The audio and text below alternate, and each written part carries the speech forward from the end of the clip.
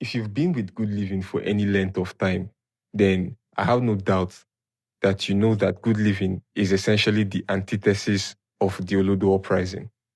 Everything we are doing on this channel is just to counter the ever-growing stupidity of the general public.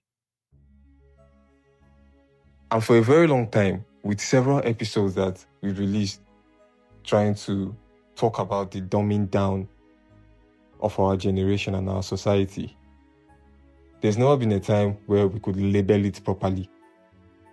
I was trying to see different perspectives of this issue. And one of the people that I have one of my most intellectually stimulating conversations with is my friend Kelvin AB. As while we were speaking, I asked him what he thought was the reason why the Olodo Uprising is a thing even, and why it has thrived. Mr. Bean. You want Mr. Bean growing up, right? Yeah. Yeah. So the way that Mr. Bean is, that whole very clumsy, silly, all of those. Sure, there are people like that are brave.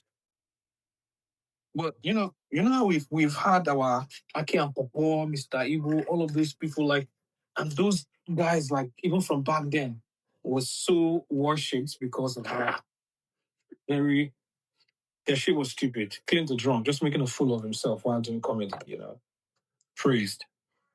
We've always had that, and it's always been appreciated, which is why, like I said, our 9 of 1,000 laughs never made me laugh even as a kid.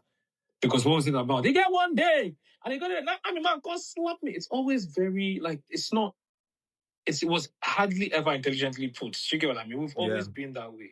And so the uprising sneaked into mainstream culture because of the lack of intellectual evolution of our comedy, of our humor. And one of the sweetest feelings in this world is laughter. And if the thing that supplies you laughter is not making you smarter, whatever is supplying you the laughter is what you're going to indulge and reward. What a way to sneak in and dominate. And so we talked about the different ways that it has evolved and how it is showing itself. And one way that I would have suggested myself would have been the Kataife example and the people that will find funny today. But he also now put it on a lateral perspective, talking about the other forms of content. I used the Nosferatu versus that American lady who does the pop up that's like an example. Yeah. To say that Nosferatu, what she does is heavily reliant on yapping. Unlike what that lady does. Now, that is not to say that the lady, they don't have moments where they tear each other down or maybe talk down, but that's like, if you look at how that of Nosferatu is done, it's like, that is the juice of the content. Exactly. And that's not the case with the American version of it. I had to show him the video. I'm like, that's what we're talking about. Nigeria can no longer participate in this mathematics competition. I saw that tweet that somebody made. I reposted it on my story. And then somebody responded with something quite shocking. I'm going to read it for you verbatim. He said, "It's really good. Somehow, Nigeria's educational system has been limiting Africa as a whole. So our downfall is giving opportunities to other people." Because that's what I'm thinking now. That's the only... But he went further to explain. This thing is very, very difficult to explain, but education has not really helped Nigeria as a country.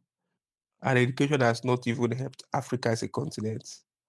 The level at which the world is developing tech-wise, the way the world is developing in pharmaceuticals and the rest, we don't develop in those areas. We are zero in all these areas. Different zones, the world is developing, we are not developing. The only thing education has done to Africa mainly is just, maybe let's say we learning another man's language.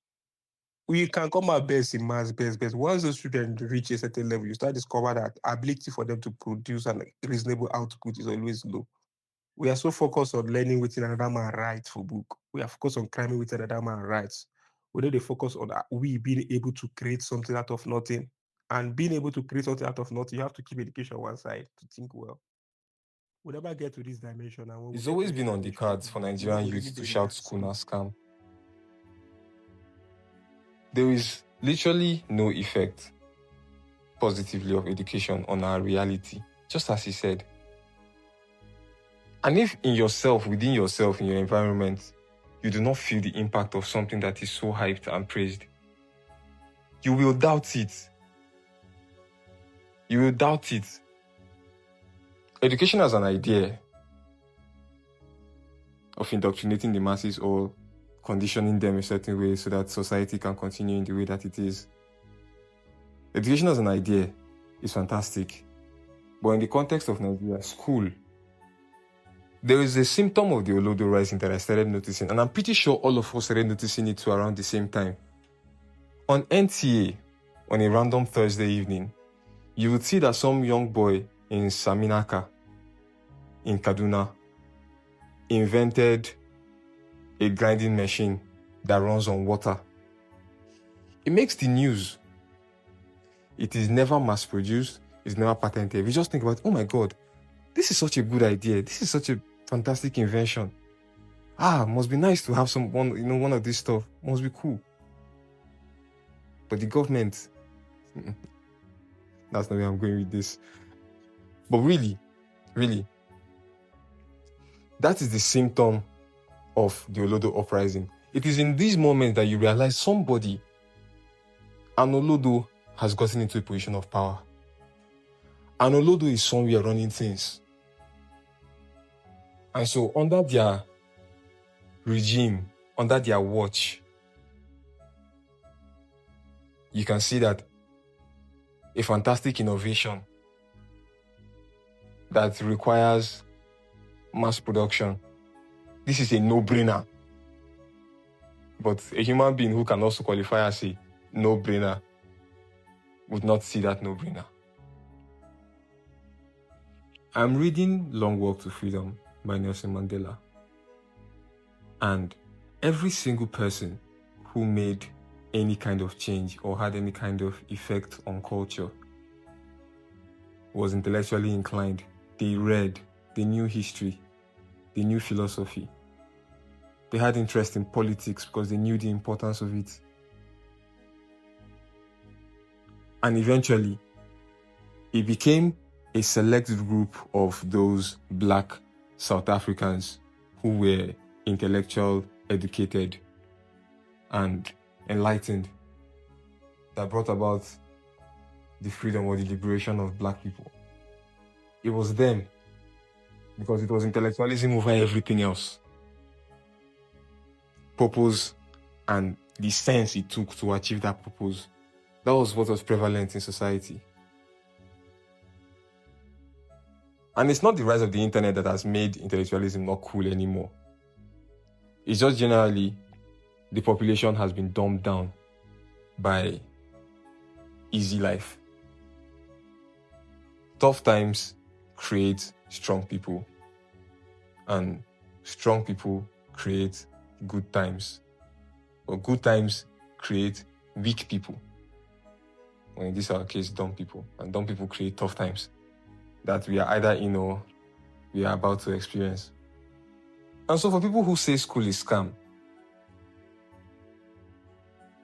if they had seen, and for example, a research institute in Ile-Ife comes up with an antidote for common cold, something that clears it instantly, like instantly, your nose is running, you have that uncomfortable feeling at the top of your throat. But they came up with something that once you take that tablet in, within 5 minutes, your nasal cavity is cleared. Everybody in this country suffers the common cold. If different things like that is prevalent in our society, nobody will say school is scam, because you can see what the academic institutions are doing to affect your life experience in real time. And if it shows itself across different facets of the country's economy, it will be unignorable.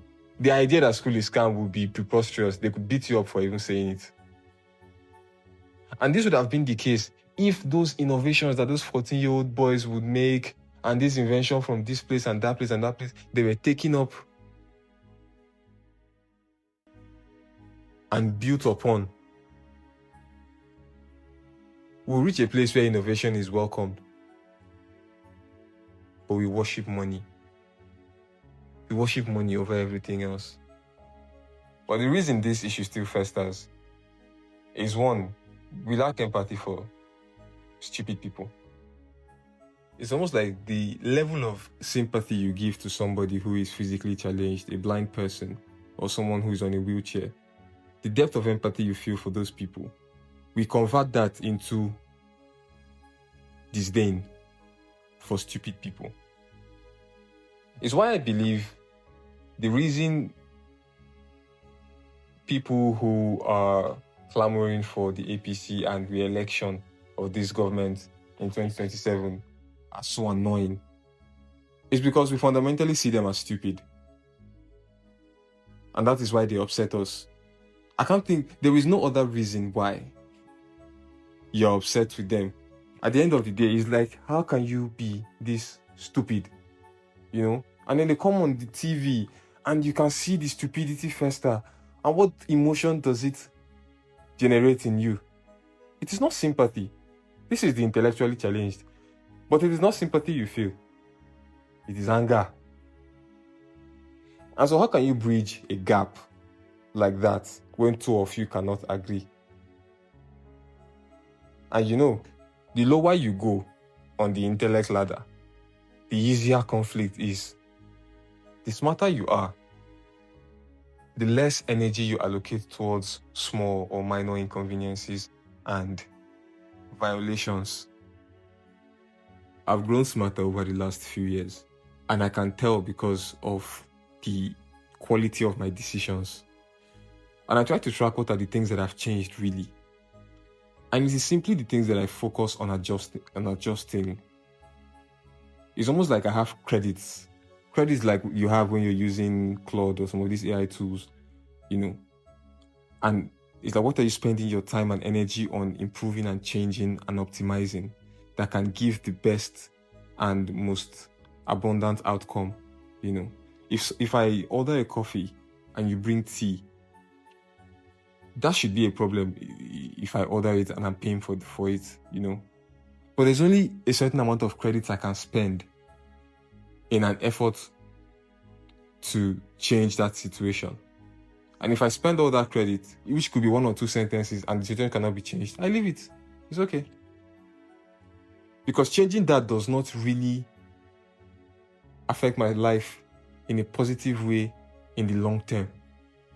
And so I will save those credits for situations, negotiations, and activities that I know would affect my life in that way. But if you do not have the cognitive ability to think in that framework, every conflict will be chased down with every credit in the bank. And so if you want to reason with people like that, you have to have empathy, because they're most likely to generate feelings of anger within you. And so this is why it is still growing. This is why the Olodo Uprising, because the Olodos, when you call them Olodo, they are so upset. They hate you. They hate you. So show empathy. It's a challenge. And we are all affected by our environment. So you probably have a better lot in life than them.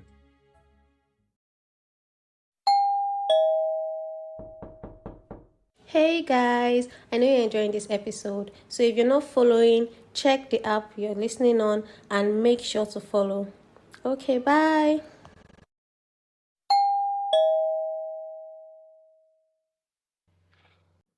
Remember when I talked about how innovations were being ignored all those years ago, and that was proof that people from the Olodo Uprising were already in positions of power?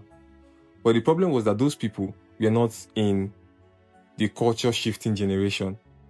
And that's because culture shifts when the demographic with the most influence decides it should.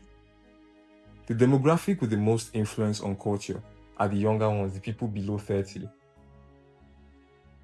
And if you already have people in power who are Olodos, it means there is something for those younger ones whom at pre-culture shifting age, they can project and see and say they want to be like that Olodo in that high place. And so when those people grow up and get to a culture shifting age, the Olodo mentality manifests itself in different ways. Now, the attractions are different. Now, the things that attract the majority of this demographic that shift culture is different, and they're more attracted to the things inclined to stupid. And they make those things popular and they make them cool. And the smart people capitalize on it for personal interest, money, and whatnot, leaving the society intellectually bankrupt. Nigerian music, yes, is getting popular. Yes, Afrobeat is going worldwide, but what are we saying inside it? But it's a conversation that gets drowned out by noise and the argument about money. God. And now, if culture has shifted in favor of the Olodos, who are running the culture shift themselves now because they are the ones dominant in that demographic, you see evidence of it, like news of people's personal lives dominating national discourse as opposed to laws and policies that actually affect human lives. And the reversal of this trend can come by making intellectual capacity cool again. And that is the whole essence of good living. I believe that I am cool by traditional standards, but I also want to take it a layer deeper by showing that using your head, being curious, learning more, and applying it in your life is much more cooler, much more effective and satisfying to have a fuller life than just being cool on the surface. In fact, if you're one of those that are curious and inclined to learn, you will find out that you inevitably become cool outward by being cool enough inside in your head, by learning more, by knowing more, by, you just become more efficient, more, you become cooler at the end of the day. And so that should be made the goal. If you know that people are looking up to you, the younger generation are looking up to you, you are a sort of role model. Make yourself embody the physical things that they admire. What are the teenagers into these days? What is cool to them on a surface level? If you embody that outward, you can draw them in.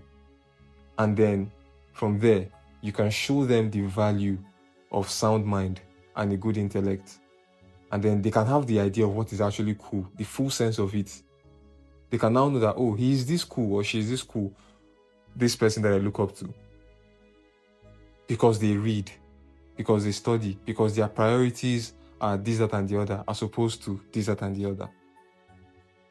And then, by the time a new generation comes up and gets into that culture shifting age, their demographic will do the job of shifting back the culture towards intellectualism. And then maybe then, when they get into positions of power, an innovation will be taken up like that and turned into something spectacular. Studies will be done that would improve the lives of citizens. And then nobody will be able to say school na scam because this generation did it.